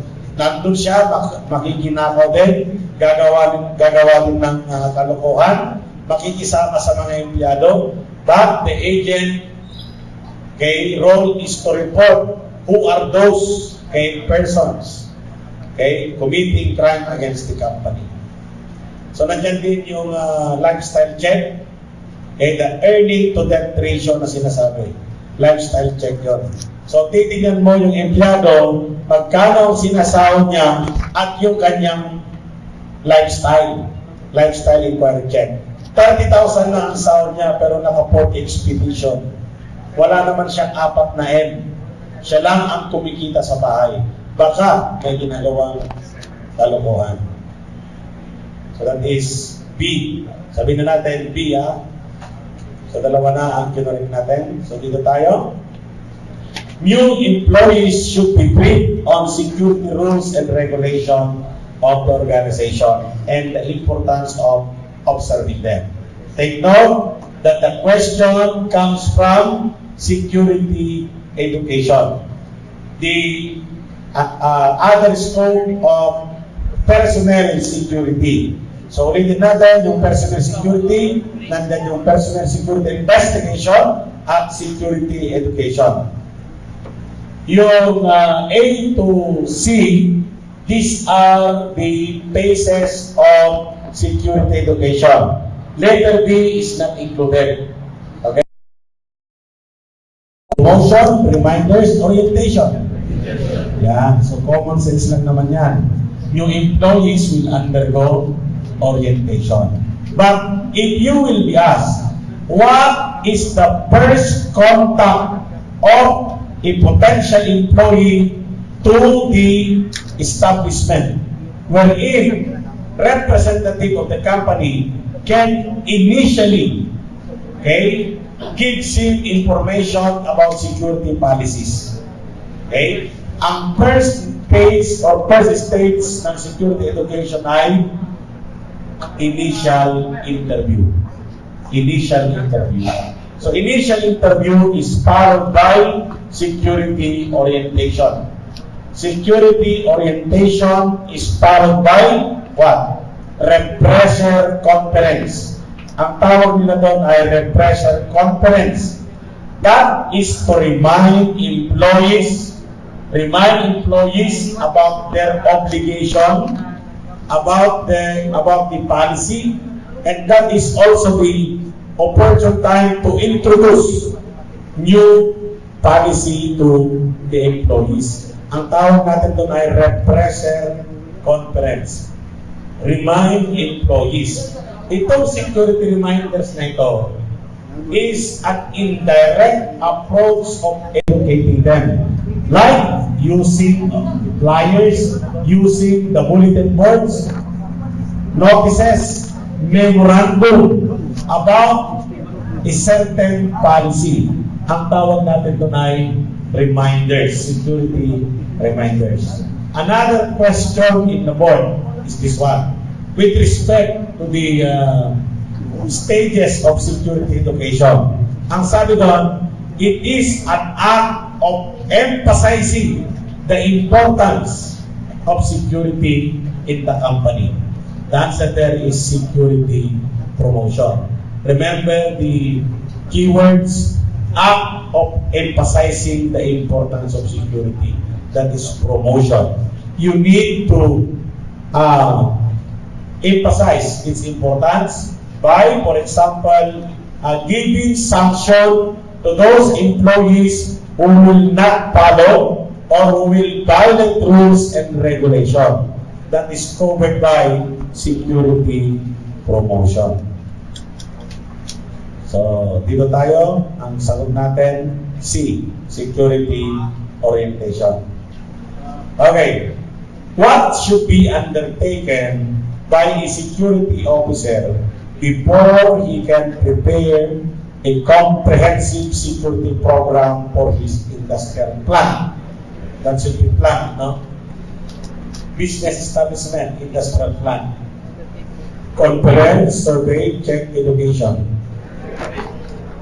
So, bravo. Survey. Okay. Take note also that survey is also known as security check and security audit. So, it's survey, check, and audit, and all of this is part of the choices. You need to answer all of this. But if it is like this, okay, halimbawa, audit yung letter B, isasagot pa rin natin security survey kung walang all of this. Okay, what is a security survey? How are we going to describe a security survey? There are many definitions that can be formulated by our examiner. However, you need to remember the commonalities of those definitions. Yung mga pagkakatulad ng definition na yun. Nandun palagi yung sinasabi nilang examination or evaluation of weaknesses and strength of the company. Okay? Weaknesses, kahinaan, at yung kalakasan ng kumpanya. So, security survey can be defined as a comprehensive, a thorough examination of all security systems of a particular business establishment. Okay? Particularly determining, okay, the vulnerability, the capability of the company. Okay? And provide recommendations for whatever weaknesses that, okay, were discovered during the survey. So, kuminsan, yung survey dinidefine din ng Improve finding fact. Improve finding fact. Yan yung words nila, yun yung statement nila.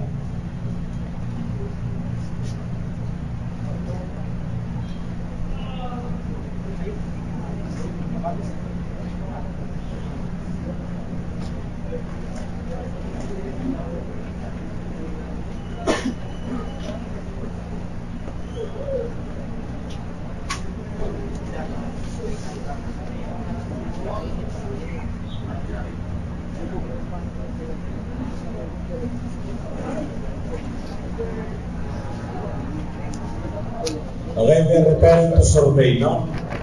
Improve finding fact. So that is investigation actually. That is evaluation, no? That is evaluation. Improve finding fact to ascertain. What do you mean by to ascertain? That is to determine, to know, to discover the current security status of a company. So security status is referring to the different security system. Okay? So when we speak of security systems, anong mga sistema ang ginagamit ng kumpanya? Okay? This is equivalent to the different aspects of security. So you have then the physical, you have the personnel, and you have the document and information security. Okay? So, yung security system, yung security status, yun ang chine-check natin pagdating sa security survey. Yung security system, ano yung mga yan? Ito yung mga aspects of security. So, they will conduct a detailed examination or evaluation on all of this. So, mauuna sila guys sa physical security, for example, no?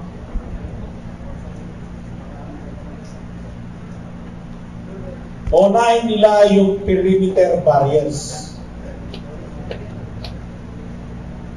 sa survey. Ilalagay nila yung tinatawag na situation, okay, at ilalagay yung recommendation.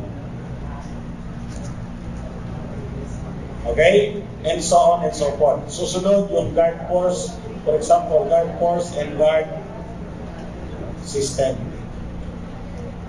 Okay? Situation, then recommendation.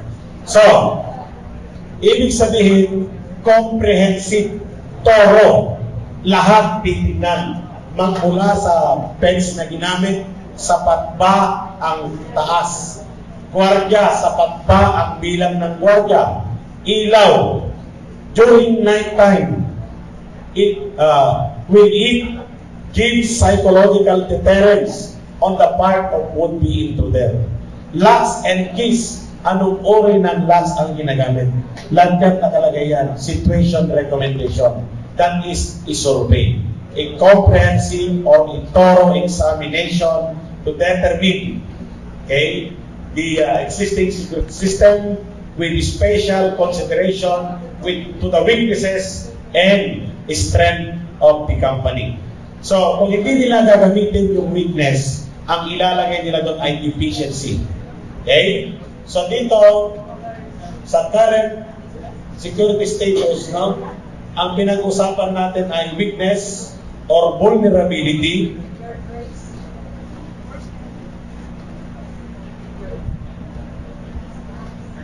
or yung tinatawag natin strength. Nandito yung mga words na yun, strength, weakness, or vulnerability, or ang inilalagay nila, deficiency. Security deficiency, kakulangan, weakness yan. Okay? How about strength? Adequacy. Adequacy. Pag sinabi natin adequate, sapat. Okay? Adequate. Okay? Complete. Yan yung mga ginagamit nila. Maraming pwede nilang i-formulate yan sa security survey. Pero sabi natin, what are the other two names of survey? Audit and check. Okay, how about this one? What is the system of natural and man-made barriers placed between the potential intruder and the object or the person, the matter to be protected? Okay, communication, document, physical or personal. That is physical security. You are looking for the barrier. That is correct. This is also a definition of a barrier, but that is also physical security. Physical security and barrier are just the same. What you place between the intruder and the matter to be protected is barrier. And barrier is also a physical security because it prevents, it restricts, it delays the entry of an authorized person. Physical security rin yun. Pero, kung specific, walang system of natural barriers, nakalagay lang doon, place between the potential intruder and the matter to be protected, at ang choices ay, nandun yung barrier, piliin natin yung barrier. Kung walang physical security. Okay, yan yung sinasabi natin ng 3 aspects. So, this is the broadest.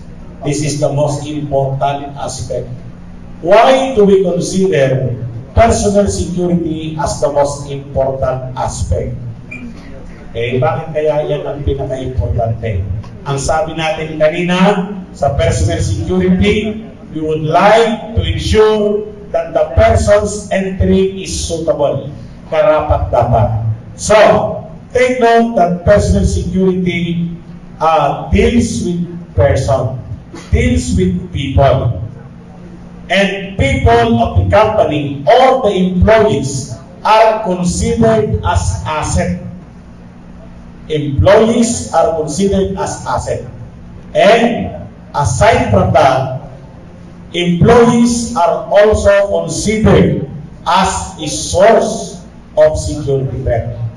They can commit negligence or they can actively participate in committing crimes against the company. Pwedeng ma-bribe yan, pwedeng makatulog yan, at mapabayaan niya yung trabaho niya. Pwedeng hindi niya patayin yung aircon, maiwanan niya nakabukas ang electric fan. Okay? That's why they are considered as the most important aspect. We need to monitor or supervise employees.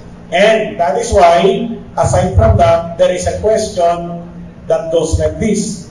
What is the weakest link in the security chain? Personnel. Because of that, they are important aspect, and personnel is the weakest link.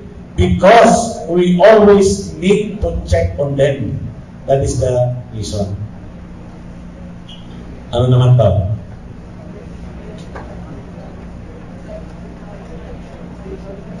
That is document security. We are talking about protection of classified matters. So that is document security. Alam nyo na to. That is, what is the other term for VIP security? Traditionally, it is called as personal. Hindi personal, personal security. That is the bodyguarding services. And now, ang tawag na natin yan ay close protection. Okay, close protection. Ang course ay close protection course, basic close protection course, VIP security. Very ignorant person. Okay, awal one. Mga simple lang tanong kung minsan. Protective alarm system are known in industrial security as physical security. Yan, guarding system.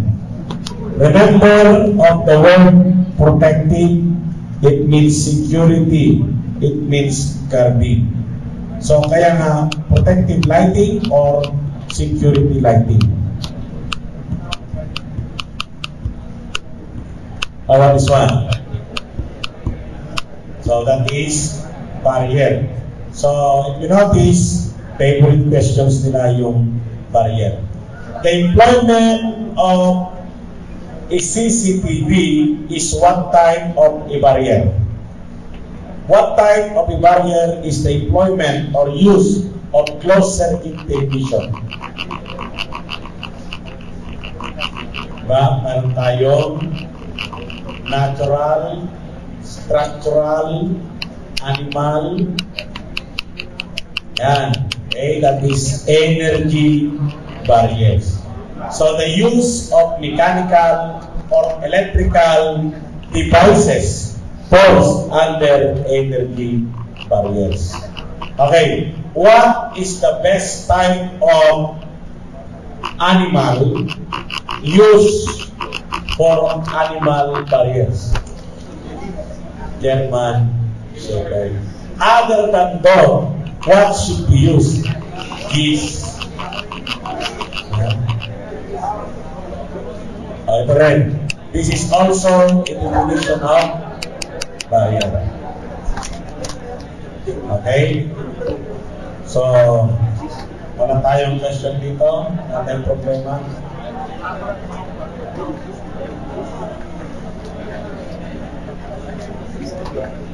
Okay? Now,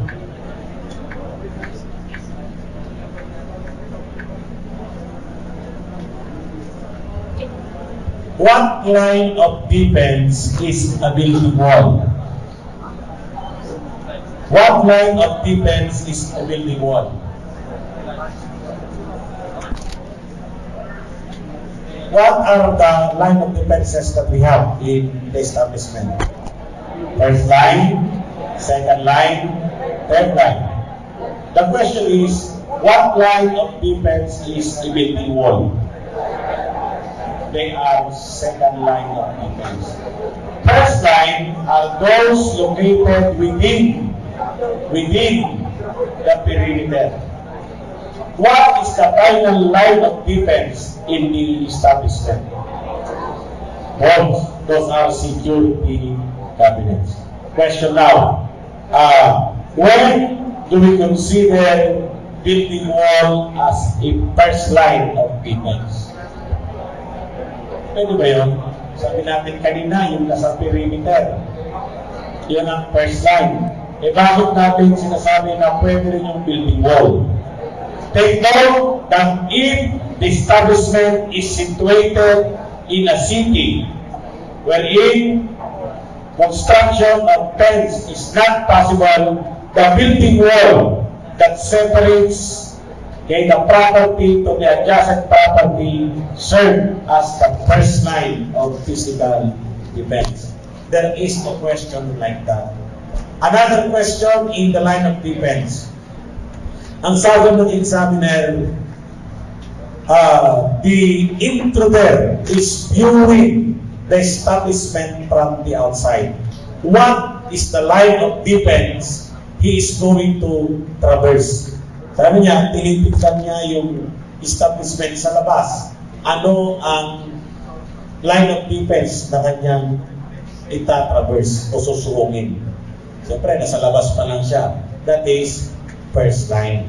Okay? So, even the item or the topics that we are discussing are easy, simple. In the board question, gagawin nilang medyo mahirap yung kanilang pagtatanong. Okay. What do you call the unobstructed area maintained on both sides of the perimeter? Unobstructed area. Halimbawa, ito yung yung building. Yan yung perimeter fence. Anong tawag natin dito? And clean zone is one of the favorite questions. Unobstructed area maintained on both sides of the perimeter. another question there. What is the desirable distance between the perimeter barrier and the external structure of the establishment? That is 20 feet. Patatan natin, lumalabas yan. 20 feet. 20 feet. Reasonable, desirable distance. Desirable distance. Ano? So, it must have perimeter barrier. So, ito yung line of defects natin. No problem with this.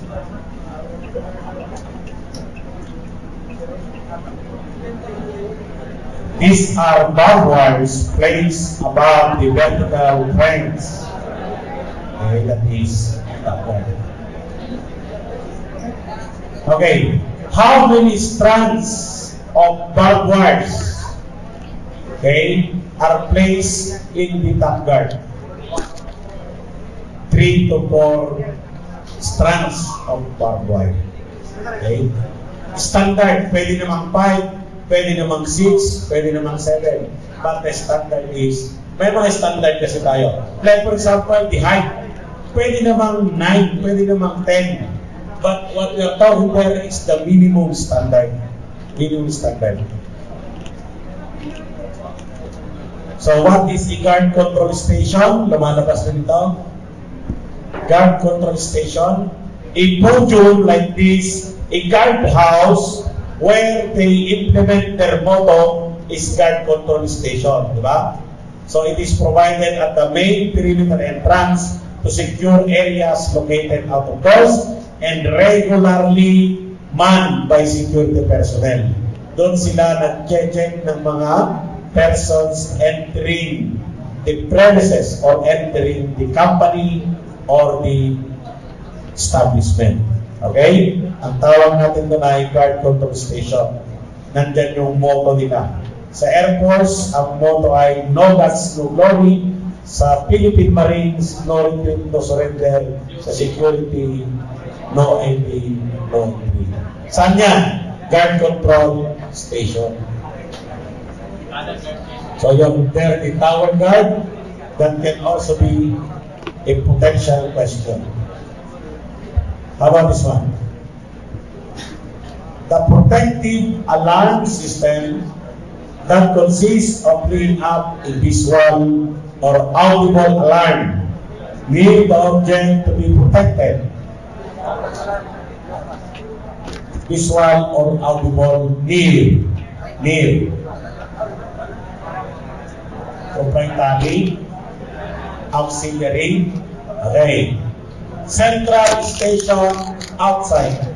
Proprietary, inside. Local, near. Auxiliary alarm, connected with police. Right? So, near, local alarm system. Near the object. Doon tumutunog. Doon umiilaw, doon nag-bling, at doon yung tunog. Local alarm system. Ito yan. These are the protective alarm system natin. Aside from the local alarm, okay, nandyan yung central station system, a type of alarm where the control station is located outside the plant or installation. Meaning to say, the monitor, the monitor of the central alarm is not in the facility, but it is outside. Okay? The one maintaining the alarm system, the monitor system, or the monitor is the service provider. Dito sa central alarm station system, mayroong service provider. May nagbibigay ng serbisyo. Pag-aari nila yung alarm system. Ikaw naman na establishmento, nagbabayad ng... Ikaw ngayon ang subscriber. Hindi ka pa capable na bumili ng alarm system. Nagmamanli ka lang. Ngayon, pag may intrusion, pag may attempt of intrusion, doon nila mamomonitor sa kanilang opisina. At tatawagan ka na lang o pakicheck, paki-advise yung guardia ninyo, may nakapasok. So, Central Alarm Station System. Now, for proprietary alarm system, nandun na sa loob ng facility yung monitoring. Okay? Mas madali na lang yung response. There is now a duty operator inside the establishment, located in the industrial firm itself. So it is inside itself. Okay? Now, ang nandyan ay yung 3 basic parts of alarms. Nandyan na lahat sa kanila. Ano yung 3 basic parts of alarm system natin? Annunciator, that is the signaling apparatus, no? What detects the presence of oral or visual signals or both? That is what we call as the sensor. Sensor, the triggering device. Triggering device is the sensor. Yan ang magde-detect o may tao. Kung camera yan, yung camera ang triggering device, yan yung sensor mo. Now, what part of the alarm transmit the message to the signaling apparatus? Anong tawag natin doon? That's also a good question. The part of alarm that transmit the message to the signaling apparatus. We call that as transmission line. It is actually a circuit. A circuit that transmit message to signaling apparatus. Traditionally speaking, mga wires yan, konektado doon sa annunciator or enunciator. Yung tumutunog, annunciator yon or enunciator. Yung naglibing, annunciator yon. 3 basic parts of alarm system. Okay? So doon sa proprietary, nandun na sa loob. Alright? Yung central station, it is located outside. How about the auxiliary alarm? Okay? So it is directly connected to a police station. Okay? So, what are these? Yung tinatawag nating foot rail activator. Yung tinatawag nating knee or tie button in banks. So, pag sinabi ng untapper or bank na rubber na taas ang kamay. So, the knee can simply push the button. And then, you also have there the bill traps. Bill traps, okay, is located in the teller cash drawer. Okay? If the alarm is switched on, after the teller left his work area, at kukunin ng magnanakaw yung mga bills doon, tutunog doon sa police station. Those are example of auxiliary alarm system. Even portable radio, even cell phone that is directly connected to the nearest police station, so that in cases of emergency, they will request for assistance or backup. Those are auxiliary alarm system. Okay? So, okay ba kaya? So, meron bang iba dito? I think we will continue this after lunch. So, we'll come back at 1:30. Okay? 1 o'clock. Basta yung makabalik ng 1 o'clock, nandito na kayo. Okay lang pag malin kayo ng 1 minute. Okay, see you at 1 o'clock.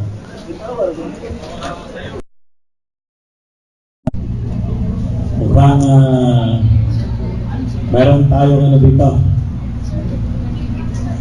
Pagka-class. So, tuloy natin. Nasa security pa rin tayo. After which, mag-practice tayo ng Macboard pag natapos natin itong security. Let's start from 1 to 100. Okay? So mamaya, pag natapos natin to, you get a piece of paper while we are presenting, you are also giving your answer. No? tapos sabihin na natin yung answer para na-check ko na kaagad. Okay? So, before we took our lunch, we were presenting the different types of protective alarm systems. These are actually how alarms are installed. We are not yet talking about the kinds of alarm, like the audio detection, the vibration, detection device, laser beam, those are kinds. Dito, it is how they are installed. So they are classified as protective alarm system based on their installation. Okay, dito tayo. A standby lighting which can be utilized in the event of electrical failure, either due to local equipment or commercial power failure. What is that? Emergency, movable, standby, stationary. So these are again types of lighting based on their usage, based on their application. So if that is standby lighting used during electrical failure, we are talking about emergency lighting. Now, another question under emergency lighting is this. Ililabas na nila ito nung araw, no? The use of a power, wala nang power. The use of a power generator, ano nangyari dyan?